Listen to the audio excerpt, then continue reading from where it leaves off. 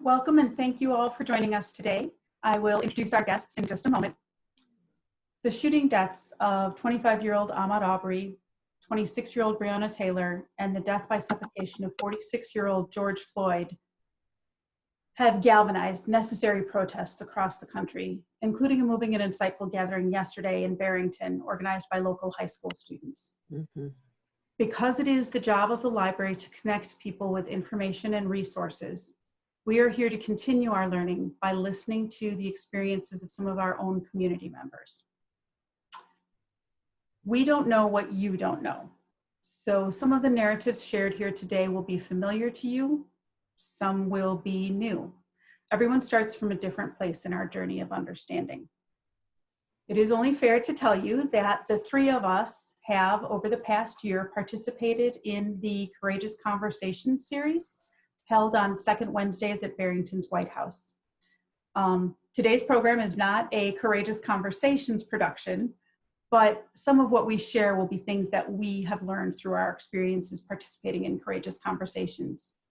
To learn more about that program, to get tickets to the Wednesday, June 10th event, or join the mailing list to learn about future programs, please go to courageousconversations.us.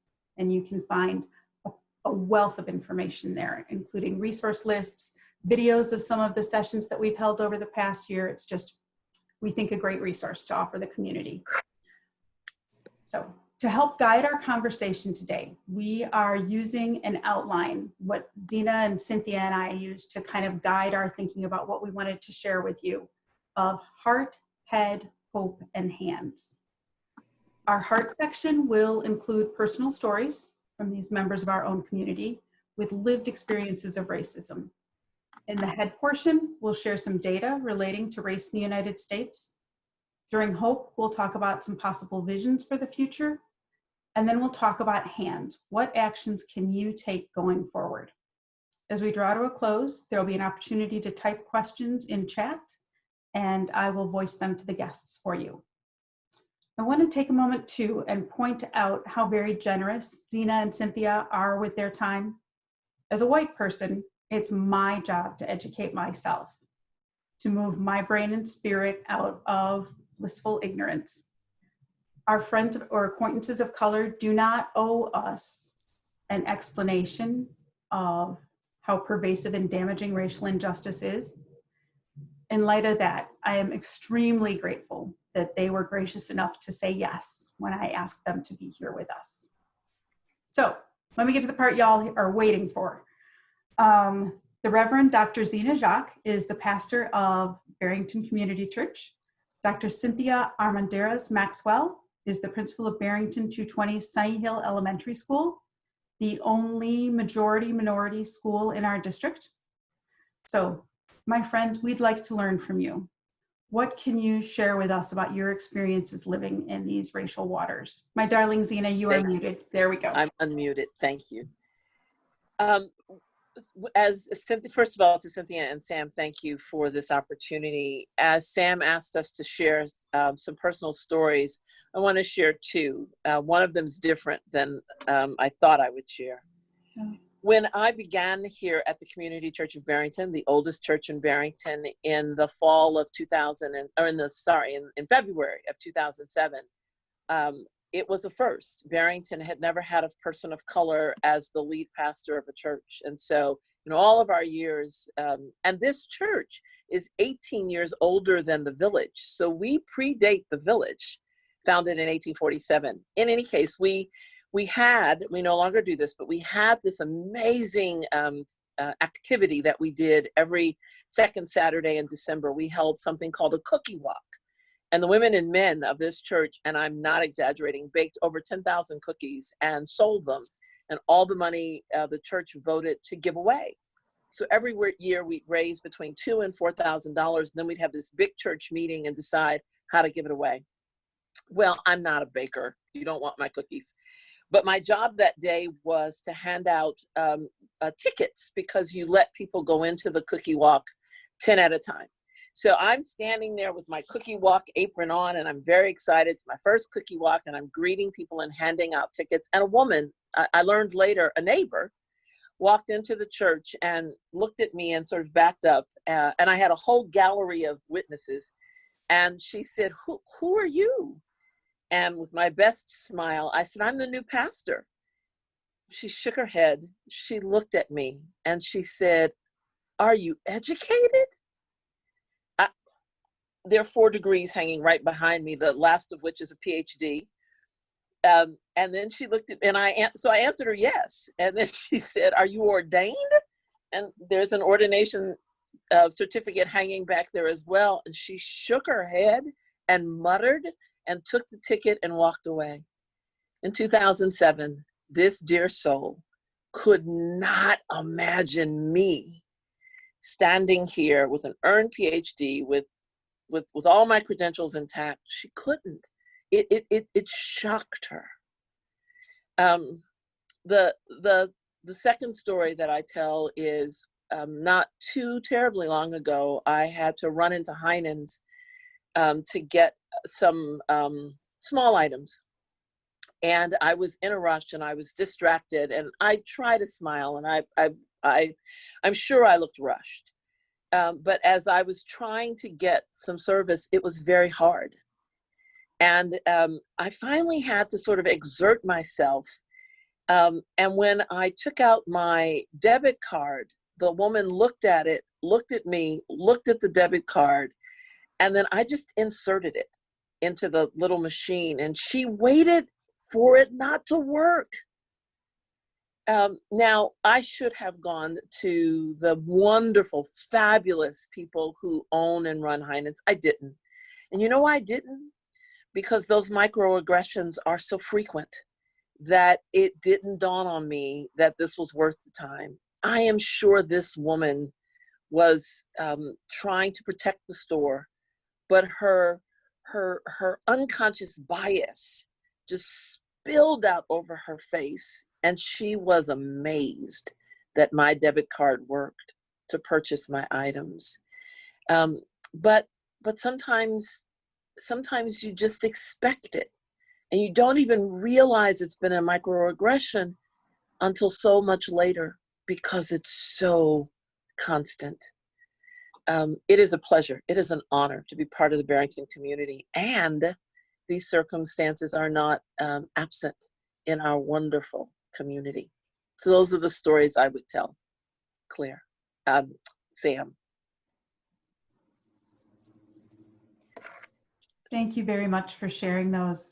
I find it interesting that the first thing you said was, I was in a rush, but I try to smile most of the time, that you feel responsible for managing the reactions that other people are going to have to you.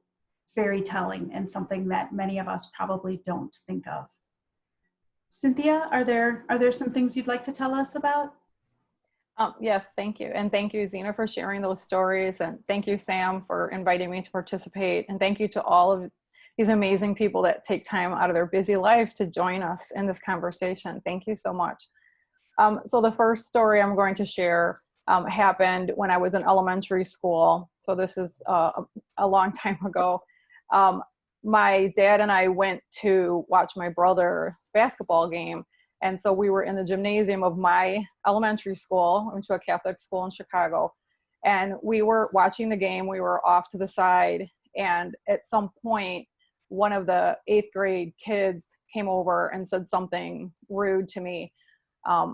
It wasn't violent, but it was inappropriate. It was rude. And my dad was standing next to me, but obviously this person didn't know that the man next to me was my dad, because when he said what he said, I was so shocked that I turned to my dad, and my dad looked at him, and then the boy realized that this man was with me and probably my dad. So at that point he turned around and ran away. But I was so shocked that my dad didn't say anything, because my dad was very strict and he raised us to be very appropriate and polite, and we would never be allowed to disrespect anyone in public ever. And I was so shocked that he didn't say something. And so I looked at him aghast, and he just turned to me and he whispered, we have to be quiet, keep our heads down. You know, these white people, they hate us. And it was such a painful thing to hear, standing in my own school gym where I had PE class, and that my dad's life experience led him to that. And especially because both of my parents have always been advocates for social justice. And my dad worked along Cesar Chavez with the United Farm Workers. He was a farm worker, and he was one of the beginning individuals to fight for unionization in the post office in Chicago. And because of that, he lost his job. So my entire life has been one of advocacy for social justice. So to hear my dad, who had these experiences with this fear, and when I looked around, we were standing in a gym that was full of white men and white boys, and I can only think he behaved that way to protect me, thinking something worse would happen if he did take action at that point. And I just, that juxtaposed to another experience when we were much younger. My dad woke us up from bed and brought myself and my 4 siblings out of bed to meet someone. So like I said, he worked with Cesar Chavez and with United Farm Workers. And one time the meeting was in our apartment in Chicago, and Cesar Chavez came to our apartment. So my dad brought us out of our beds to shake his hand as young children and told us, you will grow up knowing and have this memory for the rest of your lives that you have shaken the hand of one of the most important men in American history. And I carry that to this day, and how grateful that experience was. And yet in this gym in 1974, this happens. And then 38 years later, I'm an adult, I'm an educator, and I'm leaving one district to move to a different school district. And so I'm a member of the interview committee to hire the replacement for my position. My position at the time was serving predominantly Latino, Spanish-speaking families, students, and parents. And the candidate that the committee recommended, fabulous, outstanding, no other candidate came close to this individual. And as we had our last meeting to proceed with the recommendation to hire, it was myself and 3 other Latino administrators and then 1 Anglo administrator. And we were all moving forward with the final recommendation of this particular individual. And at the last moment, as we were finalizing it, the 1 Anglo administrator said, oh, but no, it can't be that person. And we were also surprised because we had been moving forward on that path. And then my boss at the time looked at the other administrator and said, like, wait, obviously confused. What do you mean? This candidate is highly qualified. This is the person we have to have. And the other administrator looked at the rest of us and said, no, because he has an accent. And I was so taken aback, so shocked that someone would say this. My first reaction was, wait, but in this position, we service predominantly Spanish-speaking families, Latino families that predominantly speak Spanish. So actually, you're the one with the accent. And even when I said it, this person didn't understand, looked at me as if I insulted her, if I threw out a racial. So I mean, it was like nothing I've ever experienced, but that she didn't understand the reality of, we're here to service our students and our families as best we can. Yeah. And I know my reaction on hearing that story from you for the first time was to think, it isn't just the effect, obviously, it isn't just the effect that it has on you in that room at that moment. It's all of those students and their families in your school and all the years that that person stayed there, that maybe they did a good job. Maybe they did a job to the best of their ability, but there was a communication gap that caused those students to not have as good an education as they might have had. Also deprived them of a role model, of someone with their background who had gone on to receive higher education and do well in their career. So it's a difficult thing. Zina, did you have anything that you wanted to contribute to that? Anything that raises for you, or any thoughts? Thank you. It just reminds me that we are called to not give up when we face this great opposition. that each one of these stories becomes kind of a brick in our foundation on which we stand. Not that walls us in, but that gives us this foundation, these experiences. As Cynthia was describing them, I imagine that has just contributed to who she is as an extraordinary principal on her own right. And how we take difficulty and not let us break us. I used to have a pastor friend who said, don't break before you break through. And this notion of how you take these things that could damage and could break and use them for your wisdom and your knowledge so that you break through the next time. Thank you very much. I was also struck, I think, something that we as parents can relate to, that, you know, we wanted, our job is to protect our children, to defend our children. And it's such an instinctive thing that how much counter conditioning must your dad have had that in that moment when his baby girl was threatened, his response was, the safest thing we can do here is step back and pretend it didn't happen. Can you, either of you, tell us about other experiences that you may have had amongst friends, maybe even friends who think of themselves as people who get it? Have you heard or encountered any of those sort of not overt, but maybe more subtle forms of racism? I will, two that are very short, I believe. One was a congregant here whose phrase was, I'm sure you'll agree with me. Whenever we were headed towards something controversial, he would start with, I'm sure you'll agree with me. And we had to have this private conversation about the power that assumed a power dynamic.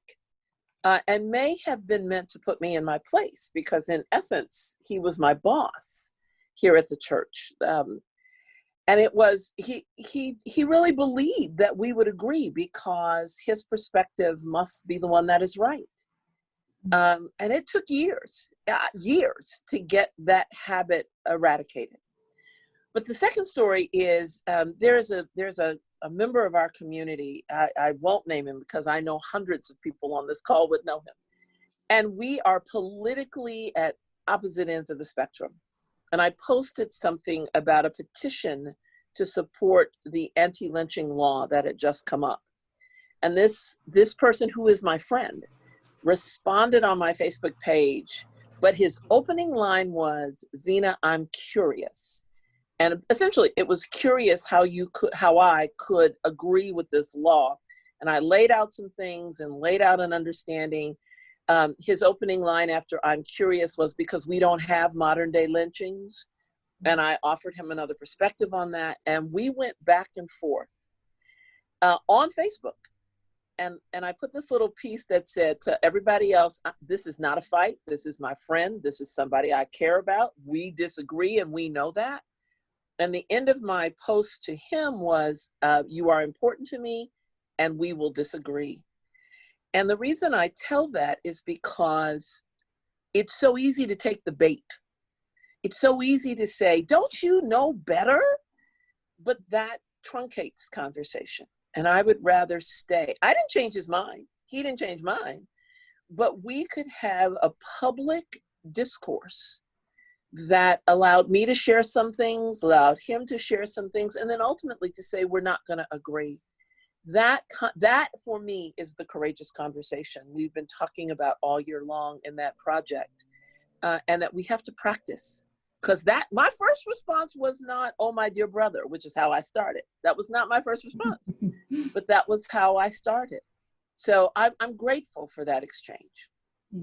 Yeah. There's a lot to be said for being able to take that breath. Okay, this is what I'm hoping for out of this. Where do I start from to get to that? For those folks who joined late, what Zina was referencing there, there's been a series, second Wednesdays of the month at Barrington's White House, courageousconversations.us. And we commend that to your attention. And Cynthia, I'm sorry, I think I cut you off as you were about to say something. Oh, no, not at all. But one experience I'll share relative to taking a breath, because I'm biracial, so I'm half Latina and I'm half white. Many people see me as white because I'm light skinned. And it's been interesting throughout the course of my life, some comments people will make to me or in front of me, assuming that I am not half Latina. And I have to take a breath, because when this happens, I'm so shocked that someone I know would say something like that. And then I have to reflect on how I respond. And it's usually along the lines of, well, I'm Nicaraguan and Mexican, right? And it's interesting what the responses will be. And then depending on who the person was or what was said, I will either follow it up with, hey, remember the other day when, or I will just never see that person again, either on their volition or mine, depending on the reality. But I think in two ways, it gives me a window into hearing and understanding how some people think that I would never have known if they knew I wasn't biracial. And I know through some of the interactions that sometimes when that happens, the people that actually say what they said actually come around to changing their opinion of people of color, because they knew me to find out they didn't know me, and then they thought differently about me, if that makes sense. Mm-hmm. Yeah. And that brings up a good point. In a few minutes, I'll share a couple slides worth of data points with you. Being the librarian that I am, that was what I did Saturday night and Sunday morning up till about half an hour ago, maybe an hour ago. And I reached a point where I had to stop myself. One of the things that I did not include on my slides was how segregated we are by housing. I know one of the statistics that I heard mentioned yesterday at the rally was that 0.3% of Barrington High School's student population is Black. And there's a great map that I've seen that shows the whole country, and then you can zoom in, get more granular with the data to show you. And it's shocking how much people are limited to their area. And if you never meet anyone who looks different from you, your opinion of them is informed by the things you see on the news, the things you see in the media, movies, whatever. And we all know that the things that make the news aren't the average everyday good news things. So yeah, it's eye-opening. And I know we'll get to more of this later, but may I ask, do either of you have suggestions for how if assuming that there's white people asking this question, I know that some of the folks who are joining us are people of color. How would you respond how would you suggest we respond rather, if you hear those racist jokes, those things being said in front of us? I know that's a big question. Cynthia, do you want to go first, or do you want me to go first? You can go, Zina. Okay. So I have a 7-year-old biracial granddaughter, and she has a remarkably expressive face. And she's 7. She's and she pushes. She is precocious. What I have learned, her name is Kaden. What I've learned with Kaden is when Kaden steps over the line, my sign to her is sort of this curious look. It's not a frown. It's like, and now we've got this thing. Well, Kaden has taught me that among the most important things I can do when something seems out of place is to show not anger, because I don't want to frighten my grandchild, right? So I would never show her an angry face, but I show a quizzical face. And that's what I do when I hear what I think is racism or prejudice. My face becomes quizzical, I hope. And then there's the question. I'm curious how you would say that. And so people will say, I was just making the joke. And then I cover my heart and say, but it's not funny to me. Again, I'm not telling you you're wrong. I'm telling you how I heard it. Or they'll say, you know, it's in stereotypes, and stereotypes are true. And I will say stereotypes are the tip of the iceberg. There is so much more. So you've got these almost canned responses, but it starts with a face that I hope suggests, I wonder, I'm curious. Because it's not my job to tell you what to think. It's my job to tell you how this person of color hears what you just said or what you just did. And frankly, I use that face with some of my own brothers and sisters who will offer something up that also makes me want to say, how'd you get there? So that's the first round, maybe even the second round. The third or fourth time, I will say something like, I just need to absent myself because what you are putting out in the world offends me. And I just need to find another space, because you don't get to keep doing it. And there are people who will keep doing it.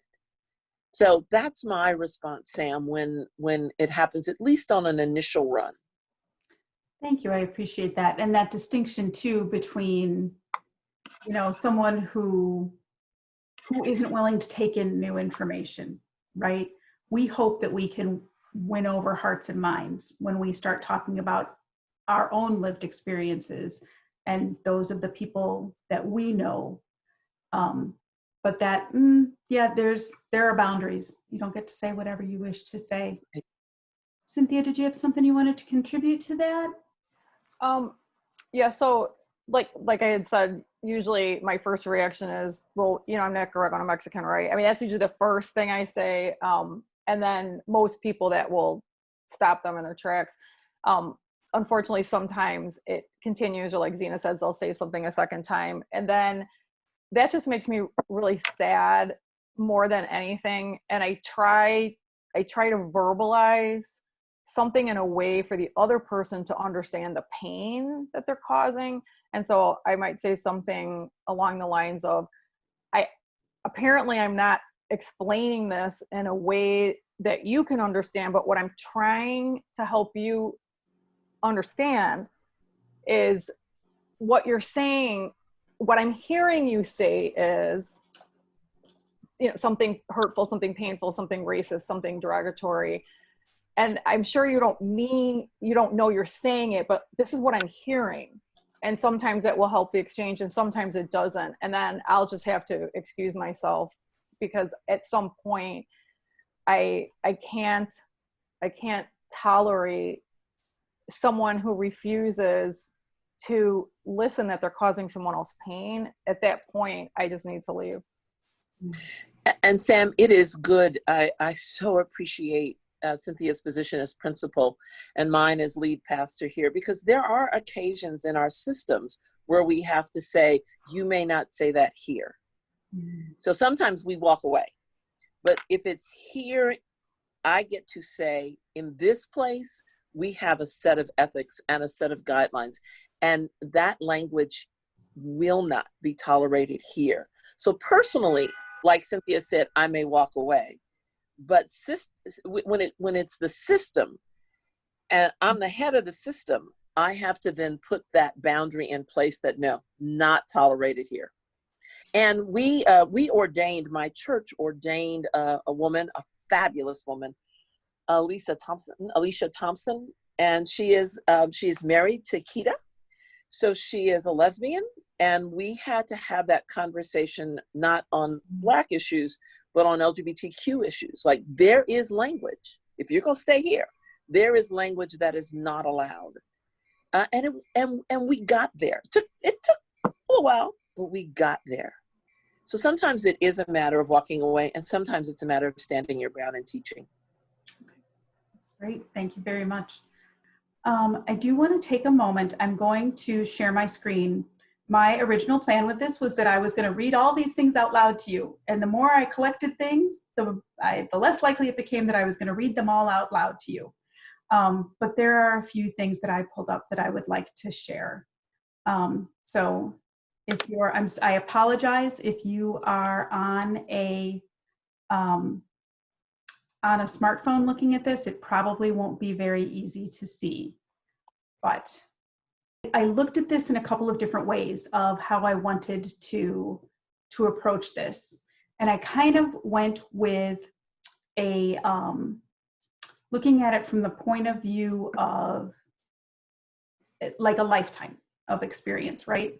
So what we found is that, or what has been found through a number of studies, is that starting with birth, Black women are 3 to 4 times more likely to experience pregnancy-related death than white women, even when they are at similar levels of income and education. So that means even beginning, those children, first off, there's the tragedy of the woman losing her life, and I won't read through all of the reasons why. And then there's that child who is growing up without a mother, right? That's very difficult. One of the most shocking things I found was this, the third bullet point under that, the weathering. We all know that chronic stress is tough, right? Chronic stress is hard on us. There's documentation that Black women's bodies age faster than white women's due to exposure to chronic stress linked to socioeconomic disadvantage and discrimination over the life course. And I think that's discrimination both large and small.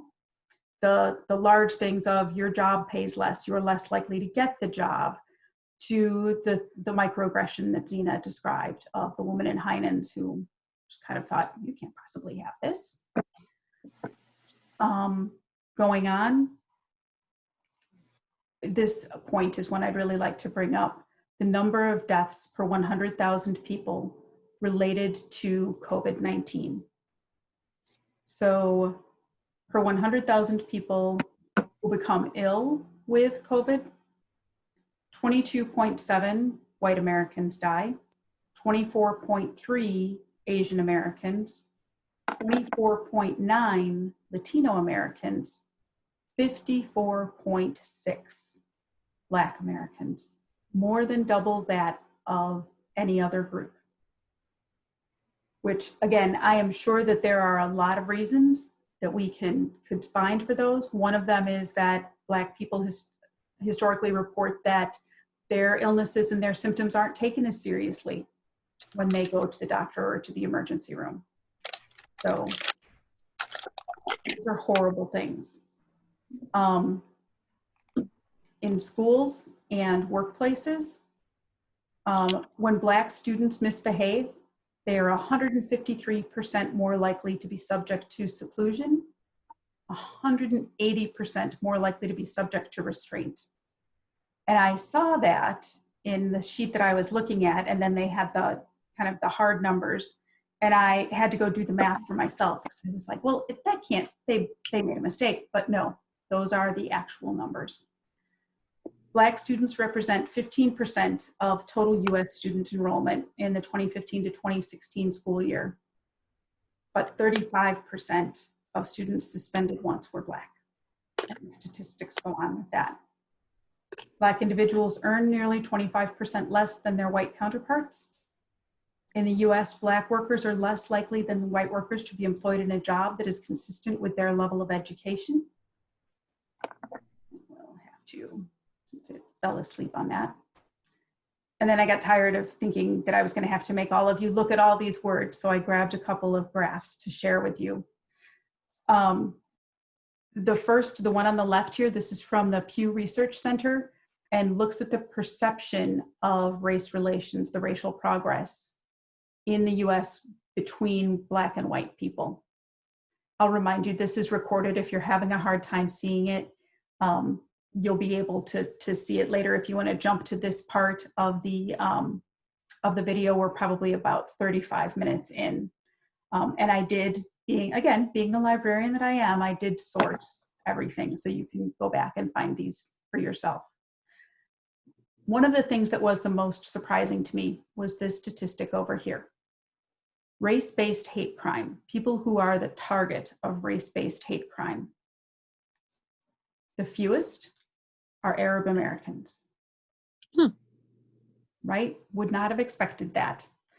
And it goes on up more than double, almost 3 times as many Black Americans are targeted for race-based hate crime than any other, which kind of gives the lie to the some of the things that we see in police interactions that the police are protecting us. The Black people are the ones who need the protection. 13% of Americans are Black.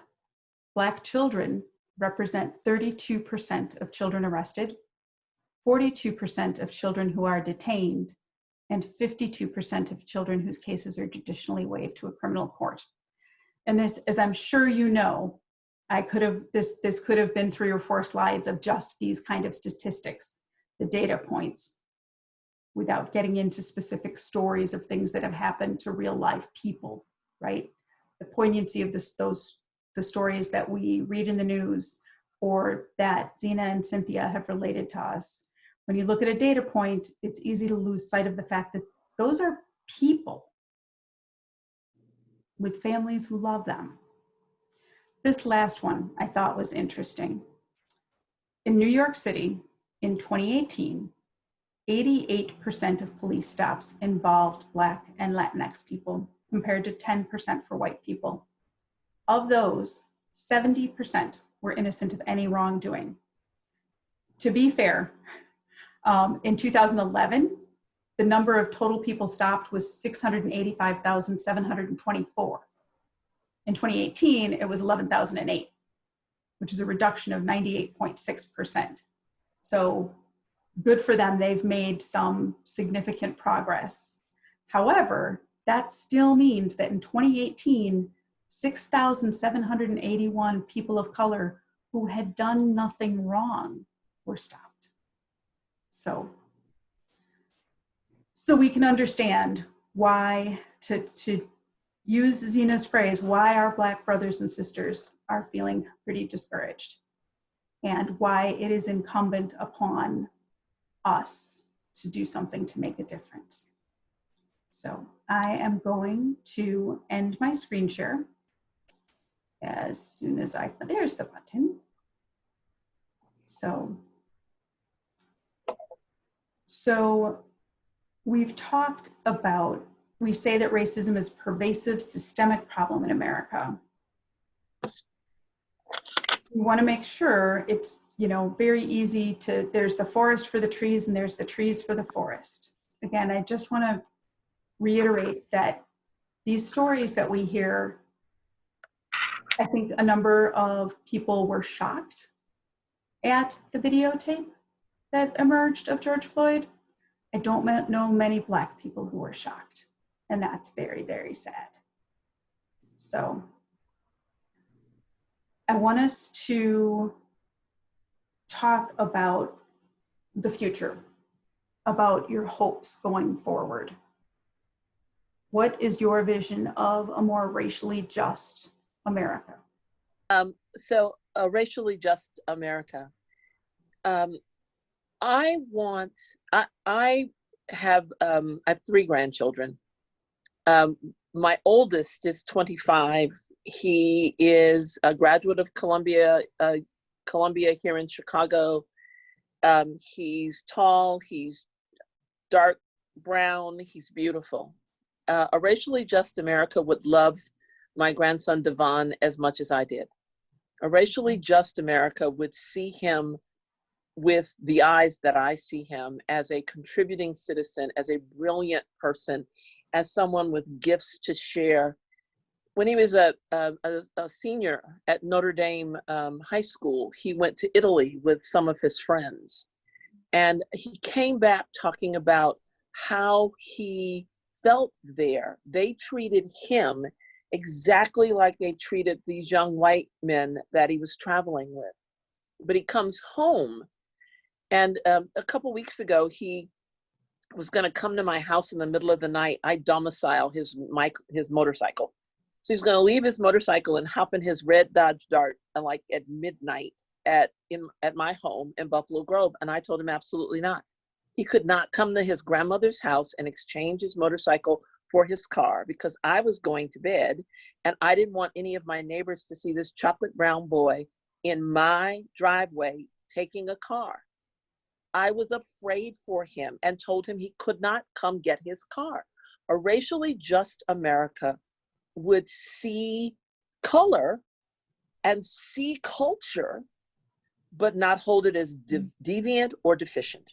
And all human beings would have access to quality education, to quality housing, to quality employment, because they would be seen for who they are and what they bring, not their genetic disposition from generations ago. That's what I hope for. And my grandson is my emblem. When the world loves him, I'll know we've made a change. Thank you very much. Cynthia, would you like to throw anything in there? Yeah, I was thinking along the same lines as Zina. And, you know, because I'm half white, you know, I feel so fortunate that I have my foot in two different worlds.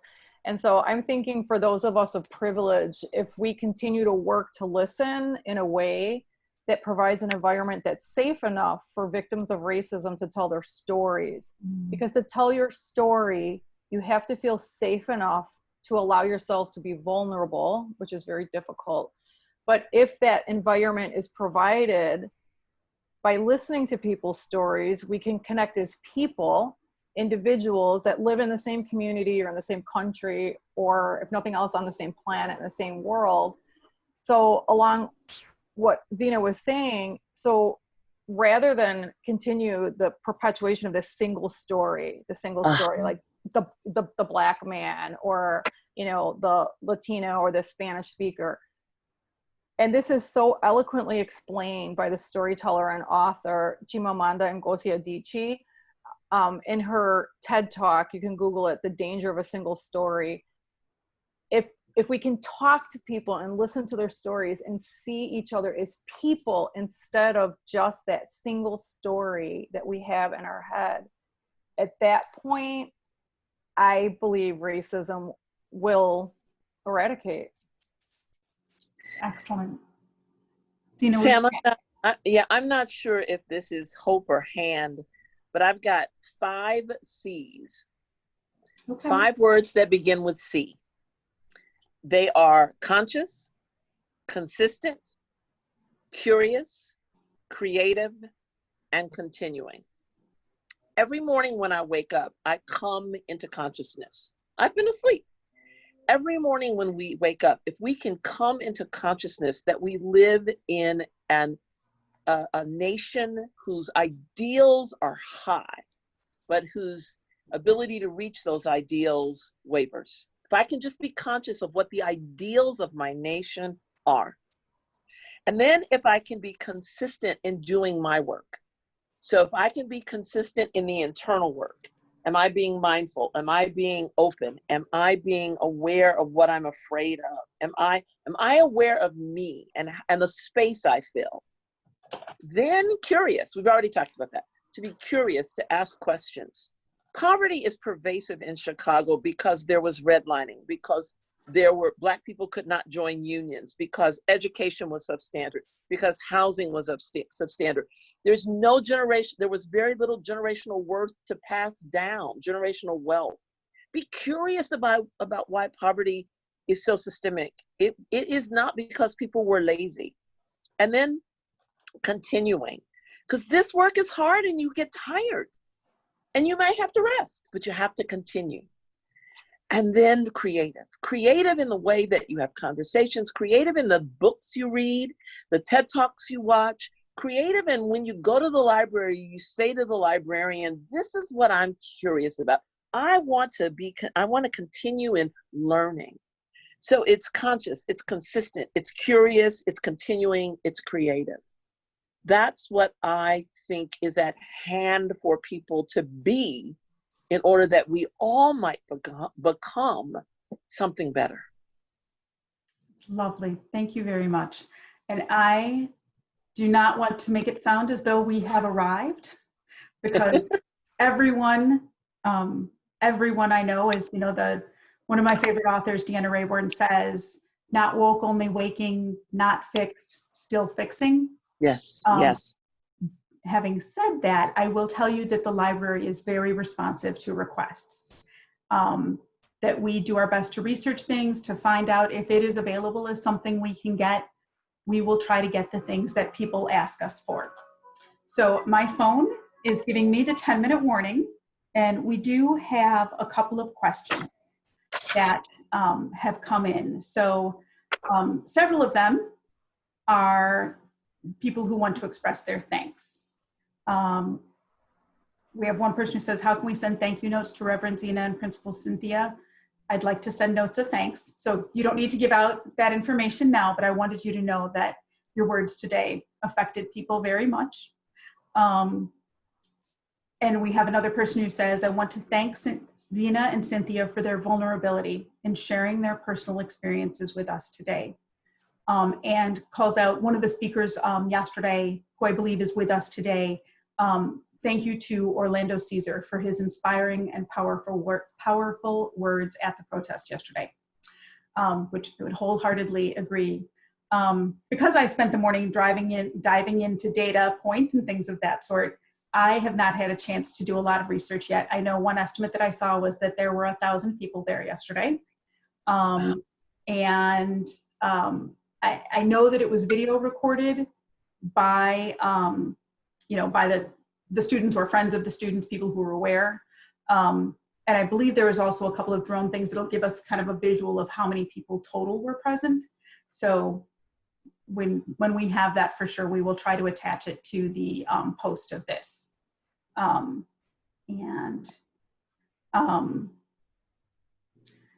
So I have two questions that have come up. And one is, things are tough right now.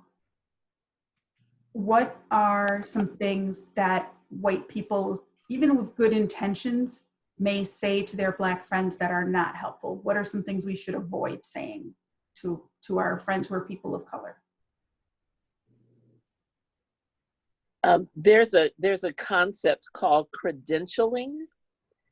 And to credential it's like if I say I marched, I didn't, but if I marched with Martin Luther King, then you would say, well, I marched with, in other words, you tell the things you've done that say I'm a good person. Credentialing can feel like a defense. And if it comes up naturally, that's one thing. But when it comes up to juxtapose itself against what your conversation partner has said, it falls flat.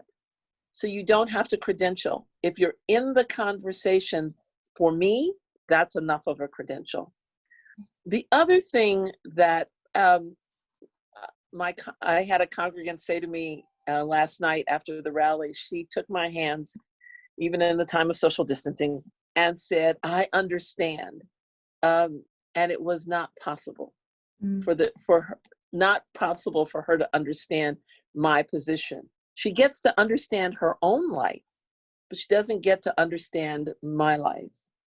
And the gift of relationship and friendship is that we can exchange and that there can be new knowledge and new insight. But to come alongside somebody is not to understand. To come alongside somebody is to be open to hearing and learning, and take that learning to change you. One more thing, Cynthia. And one more thing before Cynthia speaks, excuse me. One more thing, Sam. When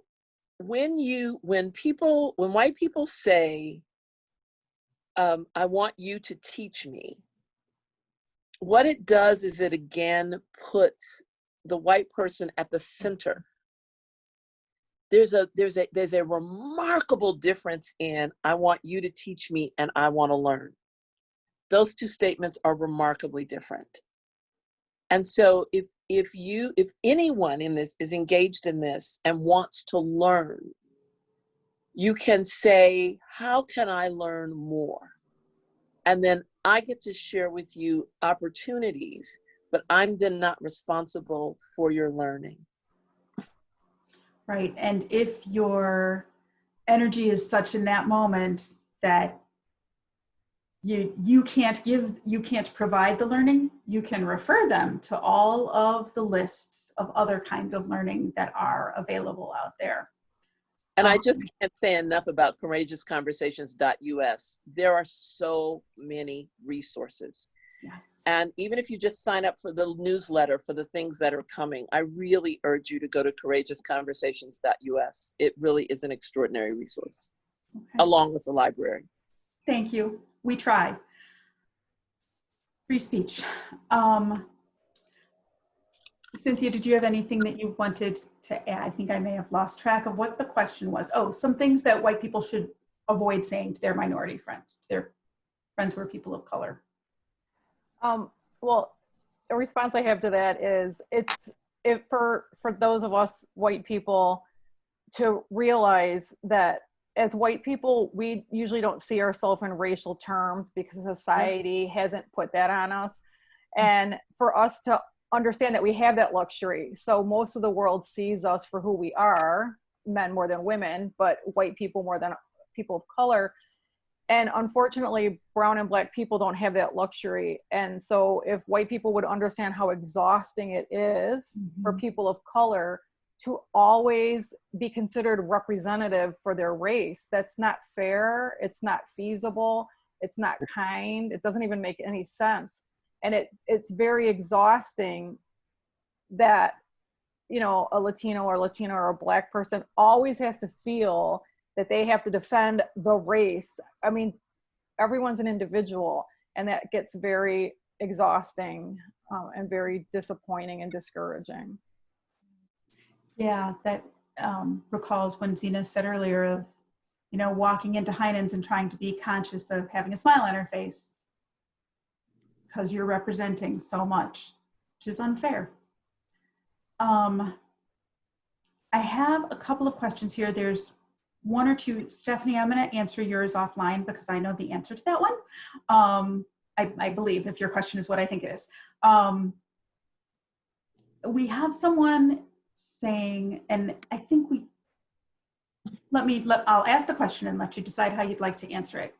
And that is, how can I respond to people who send me videos of people of color saying Black Lives Matter is not real? Someone sent me a video of a young woman, I will not call her name, who was ranting. I see, Orlando, you nodding, you know who this young woman began to talk about George Floyd as not as a hateful man, and it went on and on. And the person that sent it to me, I sent them a response that said, you have to do your own research and come to your own decisions. But no matter what you think about this human being, what his death has ignited in our nation is worthy of support. When someone sends you a meme or a post that flies in the face of this movement, I think you have to ask yourself, no matter who sparked it, what's been unleashed, and do you believe in what's been unleashed? Because if you investigated my background, you would find some reasons that you think I don't belong in a white robe up in front of people on Sunday. I guarantee you. But how am I being used in this moment? What does my life say in this moment? So I'm a pastor. God uses imperfect people. I can prove it by Moses, David, Noah, Peter. I can prove God uses imperfect people to do amazing work. So Black Lives Matter, if you go to their website, you might see some things that weren't reflected in our rally yesterday. You have to ask, what was unleashed here in Barrington? What part of this do I support? How do I fall? And don't answer for the world. when you get something like that, answer for you. That's all. That's all we can do. That's all any of us can do.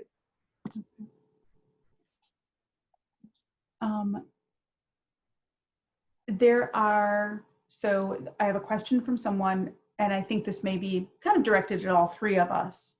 Other than attending courageous conversations, are there tangible ways we can work towards change in Barrington? My family is new to Barrington, and I'm wondering if there are specific policies or practices we can advocate for within our community to make it safer for Black people and people of color. Cynthia? Well, I work in the Barrington School District. My school is actually in Carpentersville, but I don't live in Barrington. But I do know that there are so many people in the community that want to work towards a peaceful and equitable justice and system and community. And just, we, at the last Zoom meeting we had with Courageous Conversations, there was a village trustee, a Barrington village trustee. So I would recommend reaching out to the village board, because my understanding is they are the individuals that listen to the citizens of Barrington and work to meet their needs. There are so many people that want to make a positive change, witness being all of you people here today. And just, again, Courageous Conversation, I know there was waiting room only. Like, I was lucky enough to get in every month because I signed up for the whole year, luckily. And that was a fabulous experience. And then everything that Urban Consulate that sponsored it, that offers, there's so many more exciting opportunities. I know Claire was talking about like a dinner or a partnering up of a dinner. There's so many exciting possibilities out there. And so what I would say is educate yourself. I'm an educator, of course, but the library is a phenomenal connection. Avid supporter of the public library, the Barrington Public Library area. Barrington area public library is phenomenal with resources. There are so many connections. And again, that's, for me, it's always been about connections, people that you come to know. I was fortunate enough to meet Sam in earlier life in a different school district with a social justice advocacy referendum. And then Dr. Zina through the leadership consortium that was held at the Willow Creek Church a year ago that my superintendent invited me to. So it's all about connections. And that's what I would say. I would recommend going to the village board meetings, coming to Courageous Conversations, reaching out to the Barrington Area Library. There are so many people in the community that want to see a positive change. I will tell you that I couldn't agree with Cynthia more. And I will tell you that in Barrington, we do not have sufficient transportation. If you do not have a car, you cannot navigate these northwest suburbs. Metra is headed toward downtown. We do not have sufficient subsidized housing in Barrington. If you are in need of subsidized housing, the wait is over 3 years here in Barrington. We have an elder population that is increasingly isolated. And so support through the Barrington Area Council on Aging. If elder issues are your thing, I would contact BCOA and ask how you might lobby with them for more resources for seniors. We're one of the few northwest suburbs that does not have a dedicated senior center, for instance. BCOA organizes well our activities. There are issues around support for schools. So I think there's some lobbying, some areas of advocacy there. But the ones that are important to me are transportation and housing and elders. The other one is, if you are interested in doing any lobby or advocating for mental health, there is an organization called NAMI. Mary Rose Peters is the president. If you Google NAMI Barrington, you'll find them. But through Mary Rose, you would be able to begin to work in effective and advocacy ways around issues of mental health for our community. And I can actually tell you, I have done programs with NAMI of Barrington area a couple of times. So I can tell you their website is just NAMIBA.org. And they are an active, wonderful group of people working in many, many areas and really dynamic. Seek to bring there are conservation efforts. You could contact Citizens for Conservation, CFC. I mean, if you are interested in an area where your passion meets the world, that's your greatest gift. Yes. That's what's your passion. And then we'll connect you to an organization that can talk with you about the advocacy work that they're doing. I just want to do a quick sweep to make sure that I have picked up, and I think several of these were mentioned as we were discussing this, but so as an individual, some things that you can do, write to the leadership of whichever village you live in, the leadership of the various institutions, business leaders, your churches. If you're involved in a church family, let them know that you're interested in more diversity, equity, and inclusion work. And there are a number of anti-racism workshops that are accessible in the area. And if we're, hopefully a few of those will come closer and closer to us as time goes on. When I mentioned institutions, I want to specifically say the school district. I think the school district is making an effort, has made progress. There's always more room, right? There's always room to do better. So that is helpful.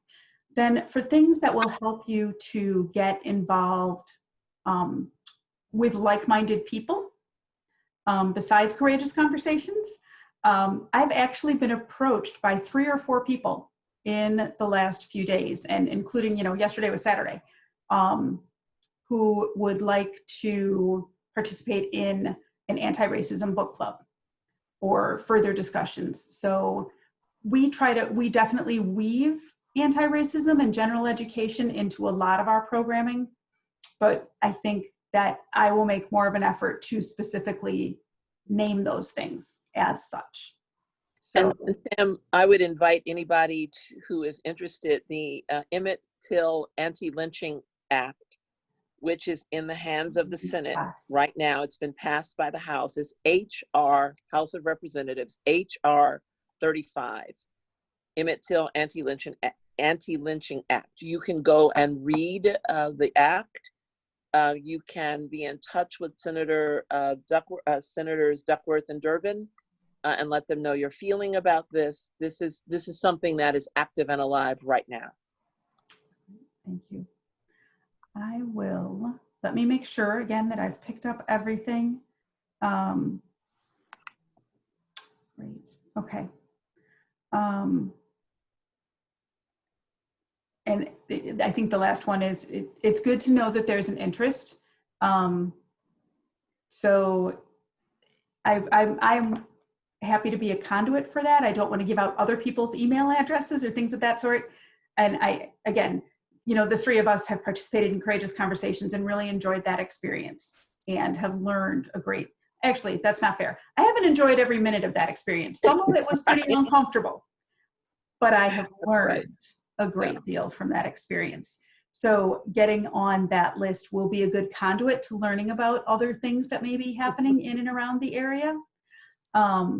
So I would recommend that. I am also willing to be a conduit for that. My email address is S as in Sam, Adams, ADAMS, @balibrary.org. Or if you go to the library's website, balibrary.org, there's quick links, and community services is kind of my page on there, and that will also have my email address, so you can reach out to me there. We said we were going to try and keep this to an hour, and considering it's the 3 of us, I think we did a pretty good job. It is 8 minutes after 2, so bless you. We will begin to wrap up. I want to thank, and I cannot emphasize enough, how many of the messages that I am getting in our chat are telling us how much they appreciate the time that you have given us today. We are really very grateful. So one last time, I will, just so that you are on the screen instead of me being on the screen, Cynthia, if you wouldn't mind stating your name and position again. Yeah, thank you so much for joining us today. My name is Cynthia Armendariz-Maxwell. I'm the principal of Sunny Hill Elementary School located in Carpentersville, but one of the schools of Barrington 220. Go Tigers! Thank you. And Dr. Zina. I am Zina Jacque. I have the privilege of being the pastor of the Community Church of Barrington, the oldest church in Barrington. In Barrington. That's right. That's okay. Okay. Oldest Yeah, church that's in it. Barrington. Yeah. And you have delighted my heart by walking this hour road with us in ways that will last a long time. Great. Thank you both again so much. And thanks to all of you for attending. I will need a couple of minutes or a little bit of time, I will say, to edit this. And then we will make this available on the library's YouTube channel if there are other people that you would like to share it with. Thank you. Thanks, everybody. Thank you.